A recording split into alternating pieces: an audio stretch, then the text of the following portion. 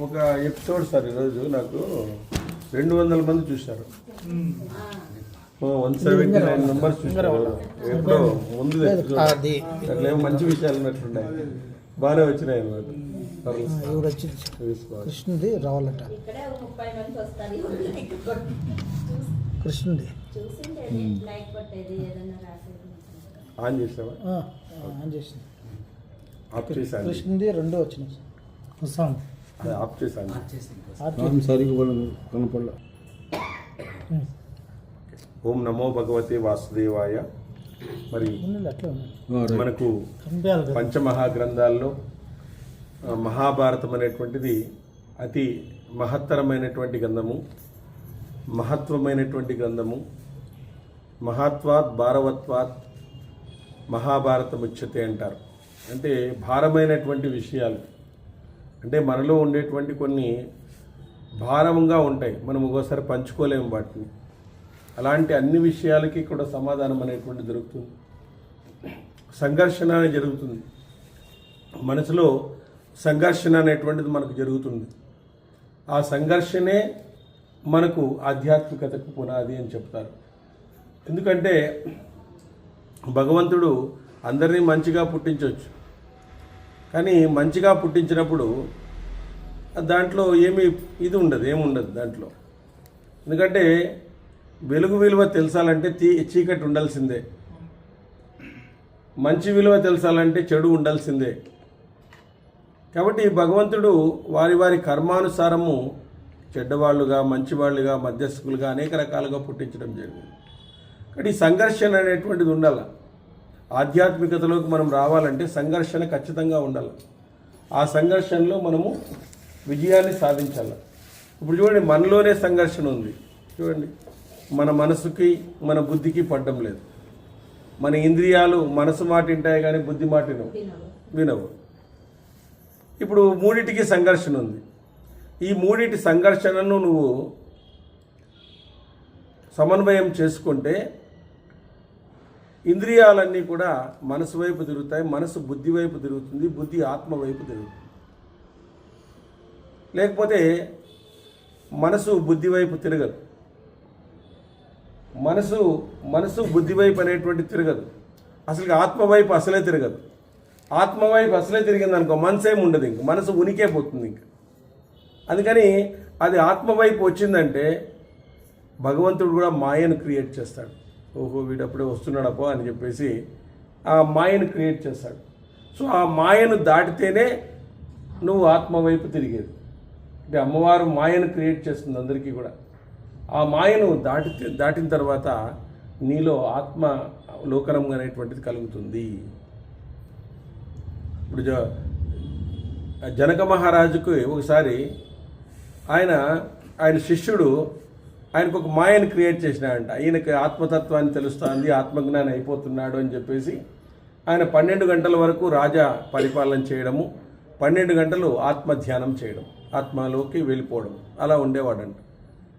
సరే అని చెప్పేసి ఆయన ఒక చోట అడవిలో ఉంటే ఆయన గురువు ఏం చేసినాడంటే మిథిలా నగరము కాలిపోతున్నట్టుగా సృష్టించినాడంట. ఒకటి మాయను కాలిపోతున్నట్టుగా సృష్టించి, చూస్తాం ఈయనకి రాజ్యం మీద వ్యామోహం ఉందో లేదో అని చెప్పేసి, రాజా నీ మిథిలా రంగం చూడు ఎట్లా కాలిపోతా ఉందో అంటూనే జనక మహారాజు ఏమన్నాడంటే, అక్కడ కాలిపోతే చూసుకోవడానికి ఉన్నారులేండి సార్, నేను అందరినీ ఏర్పాటు చేసి వచ్చినాను అన్నాడు. నేను అందరినీ ఏర్పాటు చేసి వచ్చినాను, ఇంకా ఆ రాజ్యానికి పోయే ఛాన్స్ అయితే లేదు నేను, కాబట్టి అక్కడ వాళ్ళు చూసుకుంటారులేండి అని చెప్పేసి. అట్లా రాజ్యభావన ఆయనలో ఉందా, ఇంకా రాజు అనేటువంటి భావన ఆయనలో ఉందా అని చెప్పేసి అతని గురువు అతన్ని పరీక్షించినాడంట. అట్లే మనకు భగవంతుడుగా పరీక్షిస్తాడు. మనకు ఈ మాయను క్రియేట్ చేస్తాడు. ఈ మాయను క్రియేట్ చేసిన తర్వాత వీడు మాయకు లొంగిపోతాడా లేదా అని చెప్పేసి ఇది అయిపోతాడనమాట. అట్లా మాయను క్రియేట్ చేయడం అనేటువంటిది జరుగుతుందన్నమాట. కాబట్టి ఆ మాయను మనం అధిగమించాలంటే ఏం చేయాలా? భగవంతుని శరణు వేడాలా. భగవంతుని శరణు వేయడమే మాయను అధిగమించినట్లు. భగవంతునికి శరణాగతి కావడమే మాయను అధిగమించడానికి గుర్తు. కాబట్టి భగవంతుని మనం ఖచ్చితంగా శరణ వేడాలంటే మనకు మాయ అనేటువంటిది క్రియేట్ అవుతుంది. సో ఇక్కడ కూడా నిన్న ఈ ఇయాతి రాజు యొక్క కుమారులే వీళ్ళందరూ కూడా అష్టకుడు, వసుమంతుడు, శిబి చక్రవర్తి, ఆయన కూడా ఆయన దానకర్ణుడు, వీళ్ళ ముగ్గురు కూడా మనుములైన కూతురు యొక్క కుమారులు వాళ్ళ ముగ్గురు మధ్యలోకే పడినాడు ఈయన. ఎవరు? యయాతి. వాళ్ళే అనమాట. వాళ్ళే ఈయనకి మళ్ళీ స్వర్గానికి పంపిస్తారనమాట. అంటే చూడండి, కూతురు కొడుకులు కూడా మన నరకం నుంచి మనల్ని తప్పిస్తారంట. కూతురు కొడుకులు కూడా మన నరకం నుంచి తప్పిస్తారంట. వాళ్ళకు కూడా శక్తి ఉందంట. ఒక కొడుకే కాదు, కొడుకోడే ఉన్నామ నరకం నుంచి రక్షిస్తాడు, కానీ కూతురు కూడా ముఖ్యమైనది అని చెప్తాడు అనమాట. చాలామంది కొడుకు లేరు అనుకుంటారు కదా. కూతురు కూడా వాళ్ళ తాతగారిని ఆమె స్వర్గానికి పంపించింది. వాళ్ళ తాతగారిని ఆయన మనుములు ముగ్గురు ఉన్నారు కదా, ఆ వసుమంతుడు, అష్టకుడు, శిబి అష్టకుడు, వైశ్రవణుడు, వీళ్ళంతా కూడా ఉన్నారు. ఆ విధంగా వాళ్ళు అక్కడ ఆయన్ని స్వర్గానికి పంపించినారంట. అదే విషయాన్ని ఇలా చెప్తున్నాడు. నువ్వులు పిచాచాల నుంచి రక్షిస్తాయి, దర్భలు రాక్షసుల నుంచి రక్షిస్తాయి, సోత్రియులు పంక్తి నుంచి రక్షిస్తాయి. దౌహిత్రుడు అంటే మనుములు అని అర్థం, అర్థం అనమాట. విద్వాంసుడు సోత్రియుడు, పవిత్రుడు అయిన బ్రాహ్మణుడు శాద్రానికి యోగ్యుడు. అతడు లభించిన సమయమే శాద్రానికి తగిన కాలము. అతనికప్పుడు చేసిన దానమే సకాలంలో చేసినటువంటి దానం అవుతుంది. మనము ఆయన వచ్చినాడంటేనే మీకు పంట పడినట్లే. బ్రాహ్మణుడు ఆయన అనుకున్న కాలమే సరైన కాలమే శాద్రానికి. ఆయనకు చేసినటువంటి దానమే మంచి దానం అవుతుంది. అప్పుడు చేసేటువంటి దానము చాలా మంచి దానం అవుతుంది. ఇలా చెప్పి బుద్ధివంతుడైన యయాతి మళ్ళీ ఇలా అన్నాడు. అందరూ అవభృత స్నానం చేసి ఈ గొప్ప కార్యం కోసం తొందరపడండి. అష్టకుడి రాజా, ఈ రథాలను అధిరోహించండి, ఆకాశంపైకి ప్రయాణించండి. తగిన సమయం కాగానే మేము కూడా మిమ్మల్ని అనుసరిస్తాం. యయాతి అన్నాడు, స్వర్గాన్ని జయించిన మనమంతా ఇప్పుడే వెళ్ళాలి. దేవలోకానికి రజోగుణ రహితమైనటువంటి మన మార్గము ఇక్కడ కనపడుతోంది. విరజా మార్గం అంటారు దాన్ని. ఆ మార్గం కనపడుతూ ఉంది అని చెప్తున్నాడు. అదేవిధంగా ఆ రాజ్య శ్రేష్ఠులంతా రథాలనెక్కి తమ ధర్మం చేత స్వర్గాన్ని చేయడానికి బయలుదేరినాడు. ఆ సమయంలో వారి తేజస్సులు భూమి ఆకాశాన్ని వ్యాపించినాయి. అష్టకుడు, శిబి, కాశీరాజైనటువంటి ప్రతర్తనుడు, ఇక్ష్వాకు వంశీయుడైన వసుమంతుడు, ఈ రాజులు నలుగురు అపభృత స్నానం చేసిన వారు సత్పురుషులు. వీరంతా ఒకేసారి స్వర్గంలోకి ప్రవేశించినారు. వీళ్ళందరూ కూడా స్వర్గంలోకి ప్రవేశించినారు. అష్టకుడిలా అన్నాడు, మహాత్ముడైన ఇంద్రుడు నాకు అన్ని విధాల మిత్రుడు. అందువల్ల ముందు నేను ఒక్కడనే వెళ్ళాలనుకున్నాను, కానీ ఊసీ నగర పుత్రుడైనటువంటి శిబి ఒకడే మన రథాల్ని దాటి వేగంగా ఎలా వెళ్ళాడు అని అడిగాడు.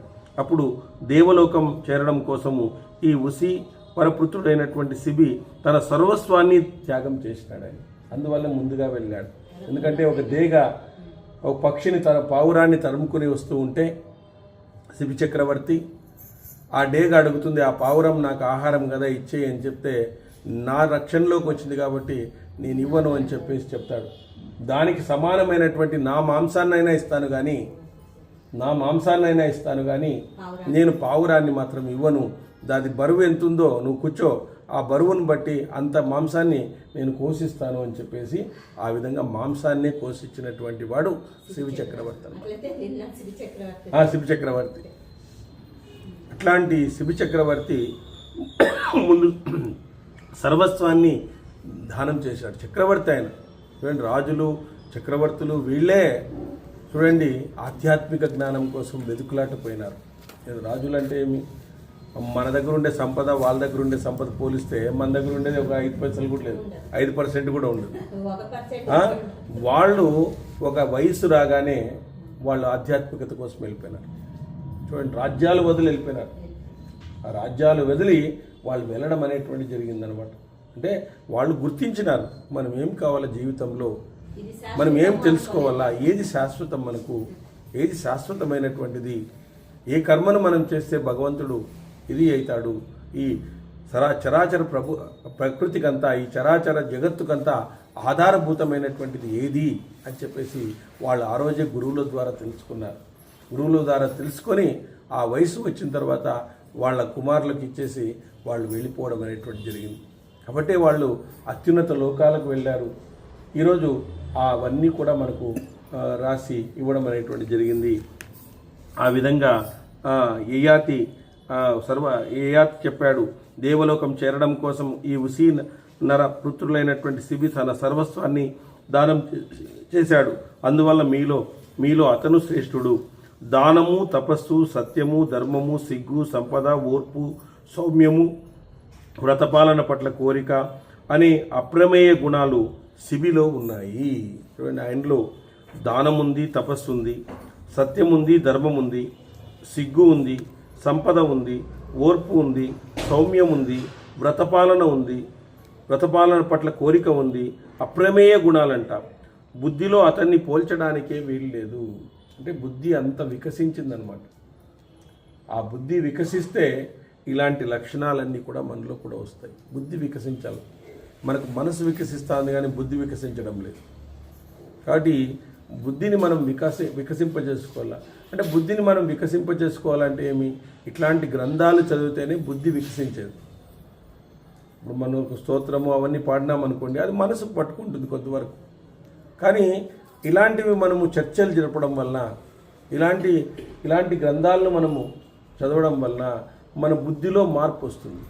బుద్ధిలో మార్పు వచ్చిందనుకోండి, మనసు కంపల్సరీ పట్టుకోవాల్సిందే. మనసు ఈ శూన్యం అయిపోతుంది. ఒక్కోసారి మనసు చెప్పిన మాటను మనం వినం, బుద్ధి చెప్పిన మాటను వినడానికి ప్రయత్నం చేస్తాం. మనసు మనిషి వెళ్ళిన చోటుకు, ప్రతి ఒక్క చోటుకి మనసు వెళ్ళకూడదు. కళ్ళు వెళ్ళినటువంటి ప్రతి చోటకి మనసు వెళ్ళకూడదు. మనసు వెళ్ళిన ప్రతి చోటకి మనిషి వెళ్ళకూడదు. కళ్ళు మనకు మెయిన్గా అట్రాక్ట్ చేస్తాయి. కళ్ళు అట్రాక్ట్ చేస్తూనే మనసు వెళ్ళిపోకూడదు దాని వెనుకంటే. సో మనసు వెళ్ళిపోయింది అనుకోండి, మనిషి కూడా వెళ్ళిపోతాడు దాన్ని. కాబట్టి మనం చేయదగిందా కాదా, ఈ విధంగా చేస్తే ఏమిటి అనేటువంటిది ఒకసారి పర్యవసానాలు మనం ఆలోచించాలి. ప్రతి తప్పుకు కూడా శిక్ష ఉంటుంది. భగవంతుని యొక్క పాలన నడుస్తుంది ఇదంతా కూడా. అంటే ప్రతి తప్పుకు కూడా శిక్ష లేదు అనడానికి లేదు. ధృతరాష్ట్రుడు అట్లాంటి వానికి ఎక్కడో చిన్న ఒక పక్షికి ఒకసారి ఆయన చిన్న పుల్ల తీసుకొని కళ్ళకు పొడిచినాడంట దశరథ మహారాజు ధృతరాష్ట్రుడే. ఆ ధృతరాష్ట్రుడు చిన్నగా పొడిచింటే ఆయన కళ్ళు పోయినాయి అనమాట. ఎన్నో జన్మల తర్వాత మళ్ళీ పోయింది. ఎన్నో జన్మల తర్వాత ఆయన కళ్ళు పోయినాయి. మరి ఆ కర్మఫలము మరి శిక్ష ఉందా లేదా? ఏదో ఒక జన్మలో నువ్వు అనుభవించాల్సిందే.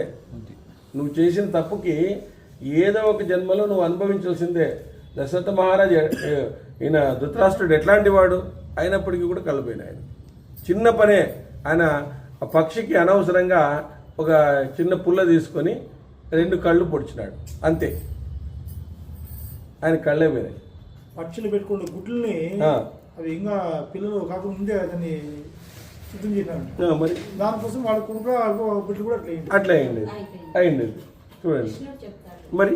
కాబట్టి ఇట్లాంటివన్నీ ఇవన్నీ మనం తెలుసుకోవడం వల్ల మనము వెటకారంగా కూడా ఏమి చేసేకపోము.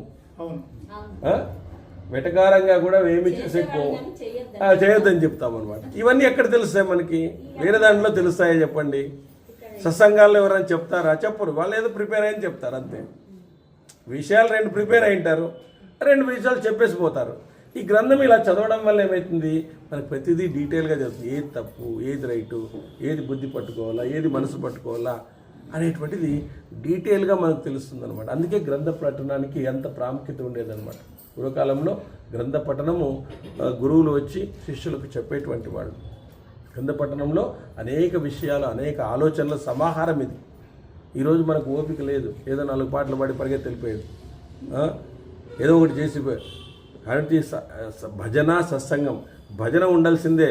మనం బయట నుంచి వచ్చింటాం కాబట్టి మనకు చిత్తశుద్ధికి వస్తే రావాలా. ఆ చిత్తశుద్ధి రావాలంటే భజన ఉండాల్సిందే. భజన తర్వాత మనకు జరిగేటువంటి సత్సంగము ఆత్మశుద్ధిని చేస్తుంది. భజన చిత్తశుద్ధిని ఇస్తే మనకు సత్సంగము ఆత్మశుద్ధిని చేస్తుంది అన్నమాట. దానికి భజనే కారణం. ఫస్ట్ ఆ భజన చేస్తాం, బాగా పొలాన్ని దున్నుతాం, దున్ని పరిగెత్తి వెళ్ళిపోతాం. మనం దాంట్లో విత్తనాలు ఏమి. ఇప్పుడు జరిగేదంతా అదే. బాగా దున్నుతారు, గంట సేపు బాగా మంచి భజన చేస్తారు. మంచి భజన చేసిన తర్వాత ఒక భగవన్ నామ గొప్పతనము ఏదో ఒకటి చెప్తే వాళ్ళు నాటుకోవచ్చు, ఊరిలో నాటుకోవచ్చు. ఓహో భగవాన్. అప్పుడు ఏం చేస్తాము, సరే ప్రసాదాల టైం అయింది వెళ్ళిపోదాం పండి అంటాం.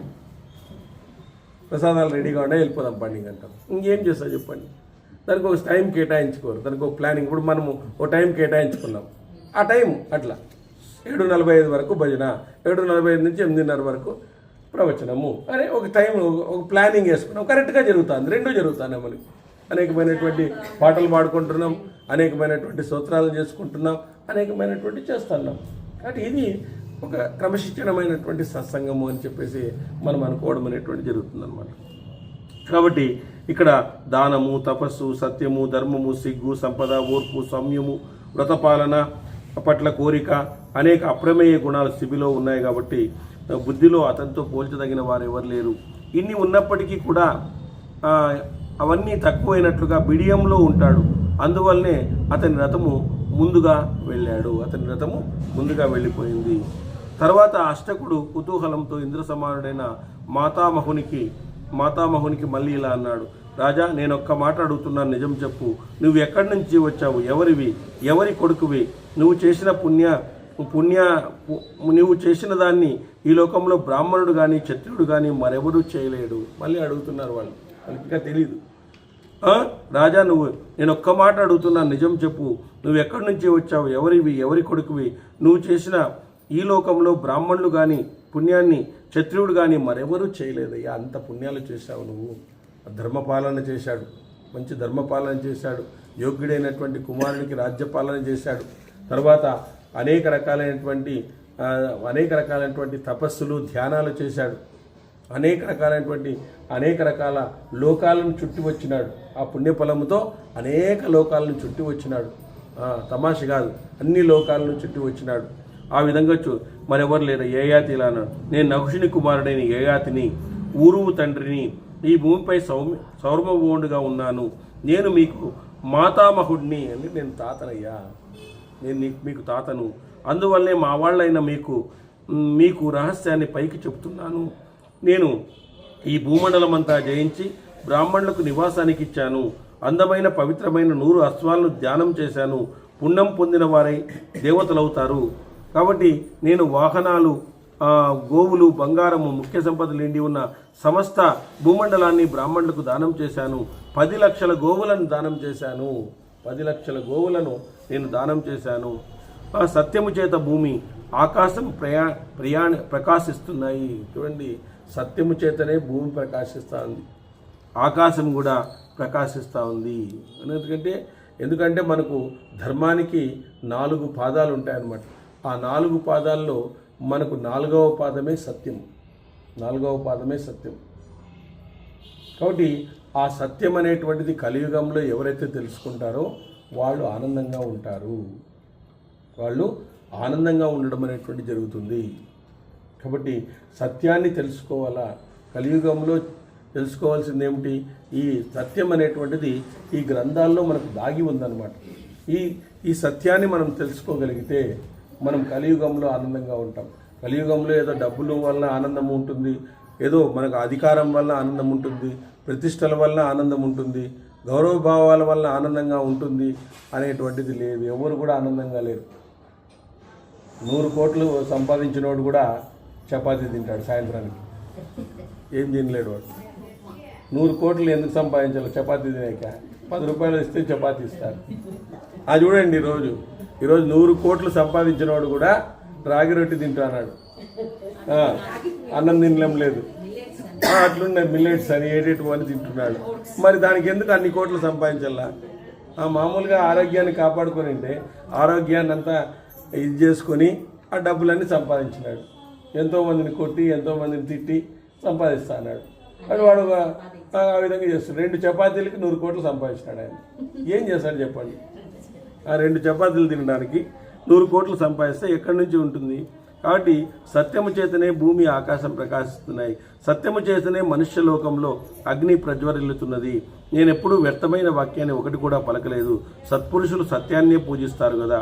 అష్టక, నీకు ప్రదత్తునికి ఉపస్వరునికి కొడుకు వసువంతుడికి కూడా నేను నిజమే చెప్తున్నాను.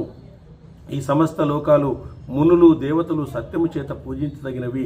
ఇది నా అభిప్రాయం. ఈ సమస్త లోకాలు మునులు దేవతలు సత్యము చేతనే పూజించదగిన వారు. ఈ సత్యం వల్లే వాళ్ళందరినీ మనం పూజిస్తున్నాం. ఈ సమస్త దేవతల్ని ఎందుకు పూజిస్తున్నామంటే సత్యాన్ని తెలుసుకోవడం వల్ల. కాబట్టి అసూయ లేకుండా స్వర్గాన్ని జయించిన మన వృత్తాంతాన్ని యథాతథంగా బ్రాహ్మణ శ్రేష్ఠుల నుంచి తెలుసుకున్న వారు మనలాగే పుణ్యలోకాలను పొందుతారు.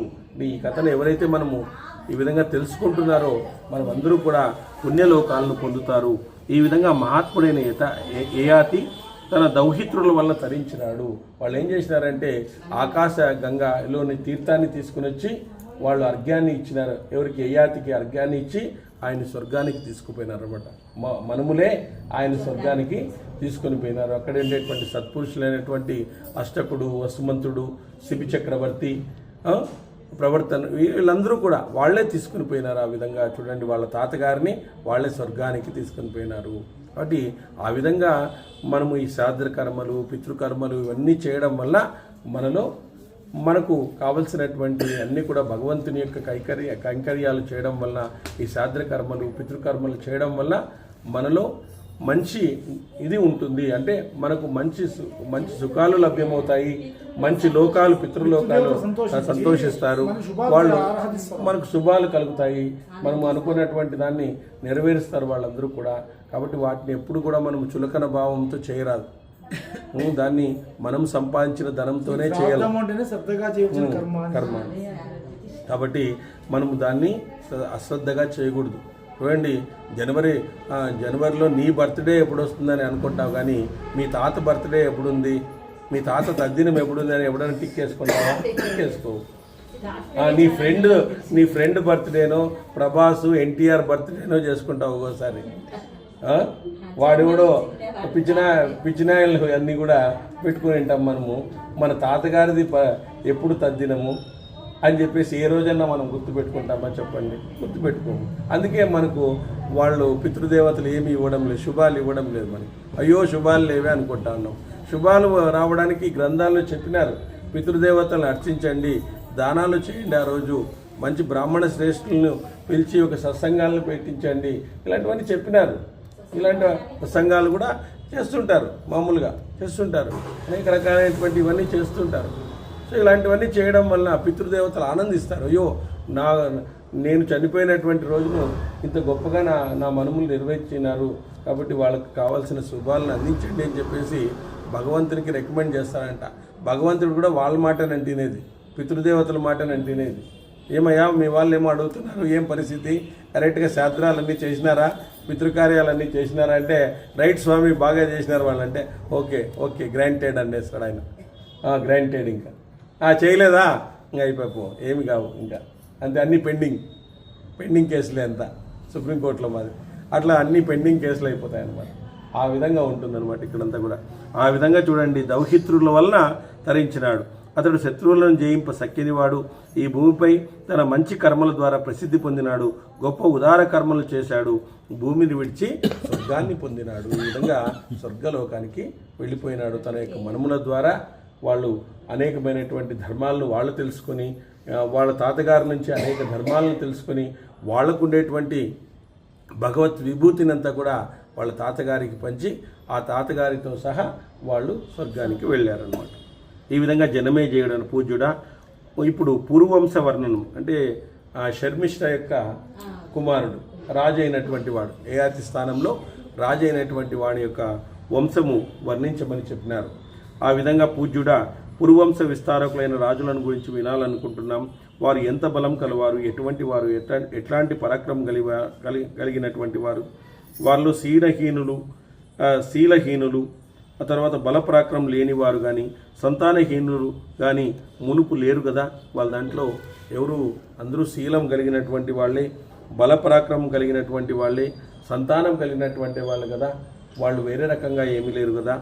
తపోధన సిద్ధమైన చరిత్ర విజ్ఞానము కల ఆ వంశరాజుల చరిత్రను విస్తారంగా వినాలని ఉంది అని అడిగినాడు. అప్పుడు వైశంపాయనుడు అంటున్నాడు, ఏమన్నా ఆయన నువ్వు అడుగుతున్న పూర్వ వంశకర్తలైనటువంటి వీరులై ఇంద్రుడితో సమానమైన పరాక్రమము సర్వసంపదలు అన్ని శుభలక్షణాలు గల ఆ రాజుల గురించి మీకు చెప్తాను అని చెప్పినాడు. అప్పుడు పురూరుడు పౌష్టి అనే భార్య యందు ప్రవీణుడు, ఈశ్వరుడు, రౌదాశ్వరుడు అనేటువంటి మహారథులైనటువంటి 3 పుత్రులు కలిగినారు. వారిలో ప్రవీణుడు పురువంశ పరంపరను ముందుకు తీసుకెళ్ళాడు. ఆ విధంగా ఆ ప్రవీరుడు అనేటువంటి వాడు పురువంశ పరంపరను ముందుకు తీసుకుని వెళ్ళాడు. ప్రవీరుని వలన సూరసేనునికి పుత్రుడు పుట్టాడు. అతని పేరు మనస్యువు. ప్రవీణుని వల్ల సూరసేనునికి ఒక పుత్రుడు పుట్టడం జరిగింది. అతని పేరు మనస్యువు. అతడు అందగాడు, సమర్థుడు, సముద్రాల వరకు వ్యాపించిన ఈ భూమిని పాలించినాడు. ఈ భూమిని అంతా కూడా అతను పాలించినాడు. మన్యువునకు సౌవీరి యందు 3 కొడుకులు కలిగారు. వాళ్ళు శక్తుడు, సంహనుడు, వగ్మి. వారంతా సూరులు, మహారథులు. పురూరుని 3వ కొడుకు మనస్వి అయిన రౌదాశ్వరునికి మిత్రకేశి అనే అప్సరసేందు అశ్వగానుడు మున్నగు 10 మంది కొడుకులు పుట్టారు. వారంతా మహాధనుర్ధారులు, యజ్ఞం చేసిన వారు, సూరులు, సంతానవంతులు, విద్యావంతులు, అస్త్ర విద్యా ప్రవీణులు, ధర్మపరాయణులు. రుచేతువు, కైకేయుడు, కృకనేవుడు, స్తండీలేవుడు, వనేయుడు, మహాయశస్వి, జలేయువు, బలవంతుడు, బుద్ధివంతుడైనటువంటి జతేయువు, ఇంద్రునితో సమానమైన పరాక్రమం గల సత్యేయుడు, ధర్మేయుడు, నన్నతేయుడు అనేటువంటి 5 కుమారులు. అందులో 10వ వాడు నన్నతేయుడు దేవతలతో సమానమైన పరాక్రమం కలిగిన వాడు. వారిలో అనాదృష్టి అనే పేరు గల రుచేతువు అందరికంటే విద్వాంసుడు. దేవతల్లో ఇంద్రునిలాగా పరాక్రమం కలిగిన వాడు. అతడు భూమండలానికి చక్రవర్తి అయినాడు. అనాదృష్టికి మరునాథుడు అనేటువంటి కొడుకున్నాడు. అతడు రాజసూయ యాగము, అశ్వమేధ యాగాన్ని చేసినాడు.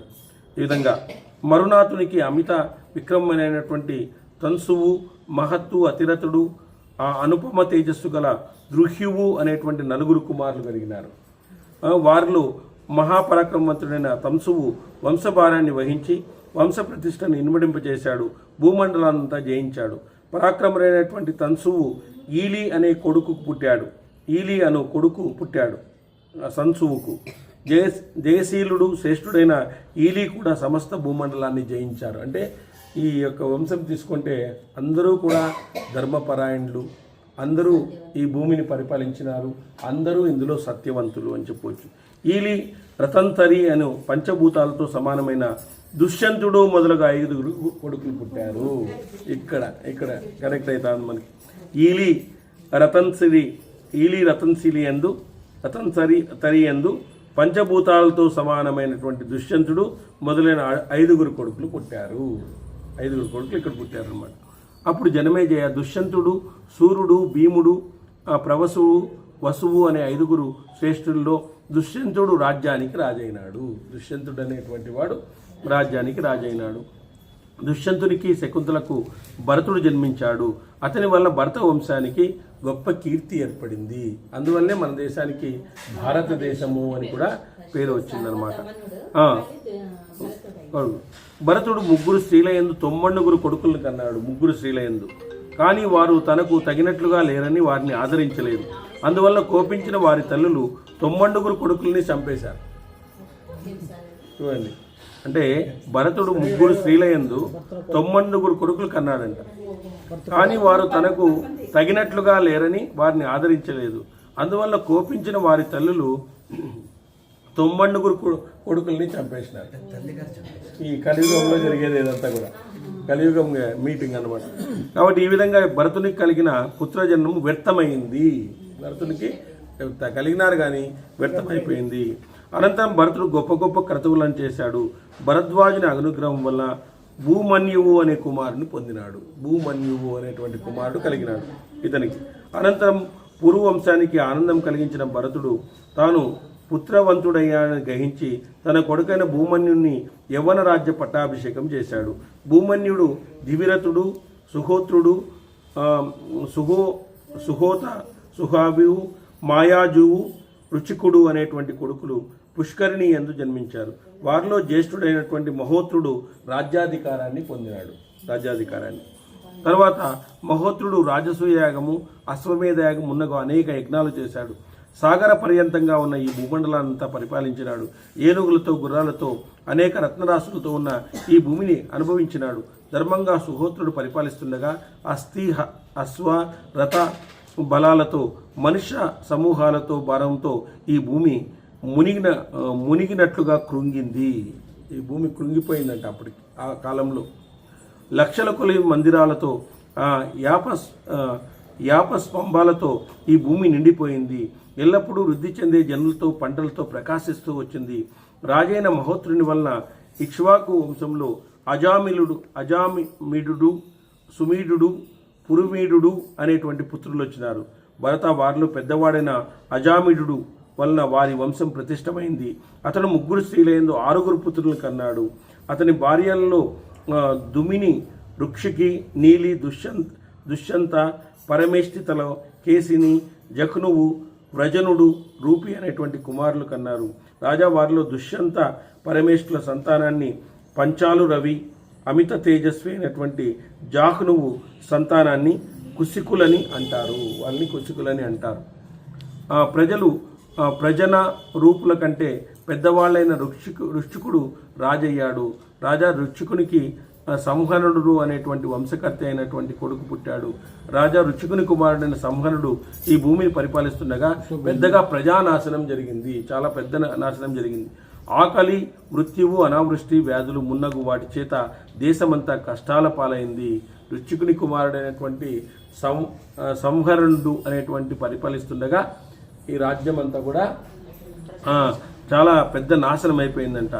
ఆకలి, మృత్యువు, ఆ తర్వాత అనావృష్టి, వ్యాధులు మున్నగువన్నీ కష్టాలు.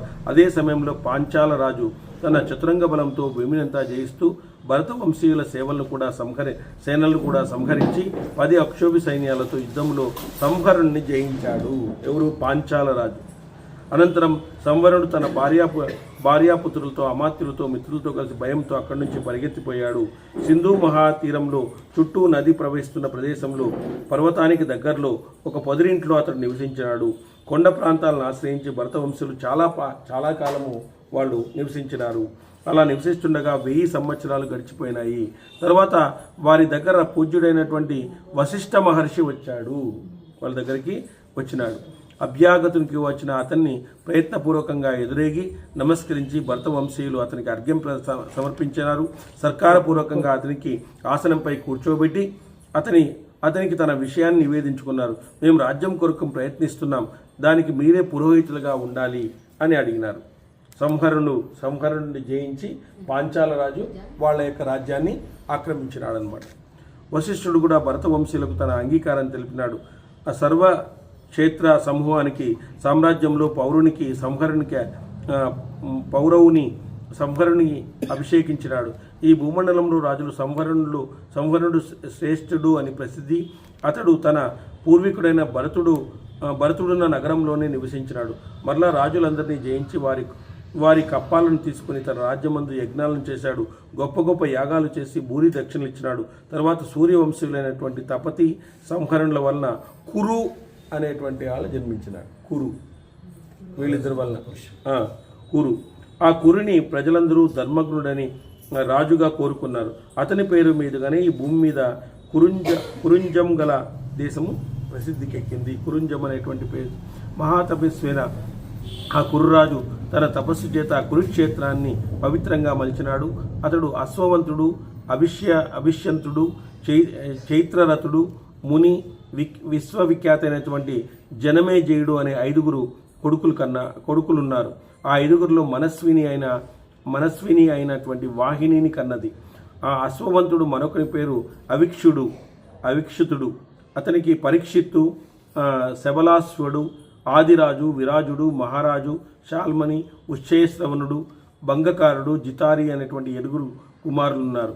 వీరి వంశంలో మహారథులైన జనమే జయాదులు 7 సద్గుణాల వలన సత్కర్మల వలన ప్రసిద్ధి పొందినారు.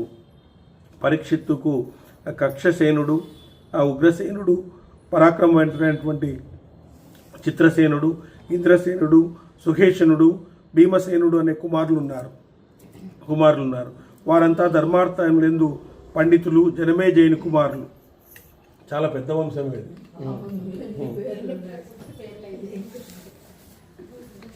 అట్లా ఆ జనమేజయుని కుమారులంతా మహాబలవంతులు, భూమిపై విఖ్యాతులు కూడా. వారిలో ధృతరాష్ట్రుడు మొదటివాడు. ఇక్కడికి వచ్చింది, ఇక్కడ వీళ్ళు ఎంటర్ అయినాడు. వారిలో ధృతరాష్ట్రుడు మొదటివాడు. అతని తర్వాత పాండురాజు, బాహ్లికుడు, మహాతేజస్వి, నిషాదుడు, జంబునాథుడు, కుండోదరుడు, పదాతి, వసాతి. వారిలో వసాతి 8వ.